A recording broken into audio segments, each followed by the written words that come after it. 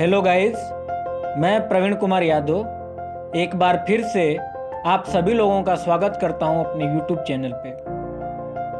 Guys, आज हम बात करने वाले हैं दुनिया के बेहतरीन एंटरप्रेन्योर में से एक महान बिजनेसमैन, क्रेजी लीडर और बहुत ही प्रभावशाली मोटिवेशनल स्पीकर के बारे में। जी हाँ, आज हम बात करने वाले हैं एप्पल जैसे वर्ल्ड फेमस ब्रांड के फाउंडर स्टीव जॉब्स के बारे में।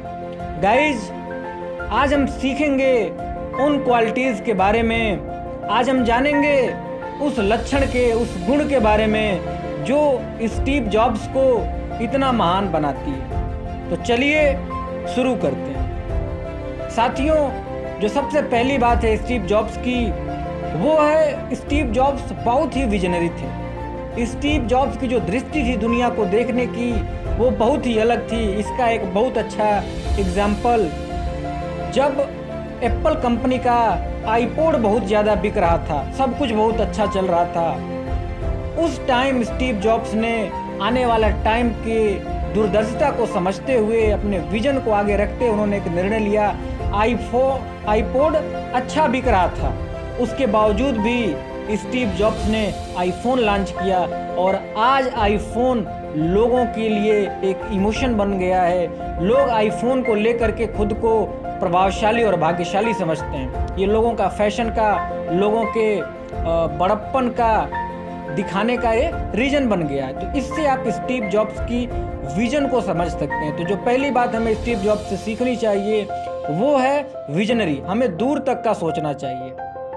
दूसरी चीज जो हमें स्टीव जॉब्स से सीखना चाहिए वो है बिलीव। स्टीव जॉब्स को उन्हीं के द्वारा बनाई गई कंपनी एप्पल से निकाल दिया जाता है। स्टीव जॉब्स को बहुत बुरा लगता है, बहुत दुखी भी होते हैं, लेकिन स्टीव जॉब्स के अंदर खुद इतना बड़ा करने का और बड़ा करने का इतना बिलीव है, भरोसा है खुद पर कि वो एक नई कंपनी बनाते हैं, जिससे नई कंपनी उनकी ऊपर उठने लगती है और एप्पल धीरे धीरे नीचे आने लगती है। तो स्टीव जॉब्स का खुद के ऊपर बिलीव भी था, जिससे वह अपनी नई कंपनी को ऊपर लेके जाते हैं और उनकी पुरानी कंपनी एप्पल नीचे जाने लगती है। वो बात अलग है कि स्टीव जॉब्स बाद में फिर से एप्पल में आ जाते हैं। तीसरी बात जो हमें सीखनी चाहिए वो है गुड लीडरशिप।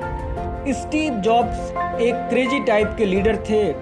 वो अपने पूरे के पूरे टीम को ऐसे एनर्जी के साथ, ऐसी ऊर्जा के साथ काम करवाते थे और ऐसा विजन, ऐसा सपना लेकर के काम करवाते थे, जिससे आईफोन, एप्पल, मैकबुक, ये सारी की सारी चीज़ें का डिजाइन इतना बढ़िया हो सका। दोस्तों, मैं एक बात बताना चाहूँगा आप लोगों को। जब आईफोन बन रहा था तो स्टीव जॉब्स चाहते थे कि वो आईफोन बहुत पतला बने।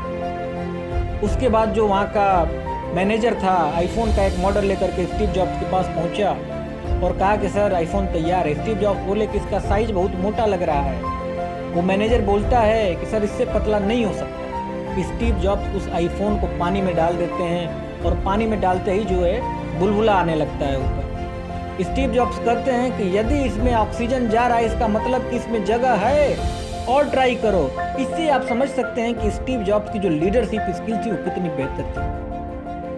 तीसरी चीज तो हो गई गुड लीडरशिप के बारे में। चौथी चीज हम बताना चाहेंगे फेलियर से उभरने का जो उनका बहुत बड़ा अनुभव और बहुत अच्छा अनुभव है, उसके बारे में हम शेयर करेंगे। स्टीव जॉब्स से अपने जिंदगी में तमाम तरह के फेलियर्स देखे, लेकिन उससे निकलने का जो उनका आर्ट था वो बहुत ही शानदार था और उसी के बल बूते पे वो आज इतनी बड़ी कंपनी खड़ा कर पाए हैं। पांचवा, प्रोडक्ट केयर। स्टीव जॉब्स अपने एक एक प्रोडक्ट को, अपने एक एक, उनका ये मानना था कि हमें क्वांटिटी पे नहीं क्वालिटी पे ध्यान देना चाहिए। और इसी कारण जो है एप्पल बीच में 250 प्रोडक्ट बनाता था, लेकिन स्टीव जॉब्स के आने के बाद वो 10 से 11 हो गए। और एप्पल की सारी चीज़ें कितनी शानदार होती है, वो सारे का सारा श्रेय स्टीव जॉब्स को जाता है। मित्रों, इतना सब करने के साथ साथ स्टीव जॉब्स का एक कोट है, उसको मैं आप लोगों को बताना चाहता हूँ। एक उनका विचार है कि हर दिन अपने आप की तरह वो ऐसे जीते थे जैसे उनका आखिरी दिन हो, जिससे वो अपना बेस्ट दे पाते थे और कल के लिए कुछ शेष नहीं रखते थे।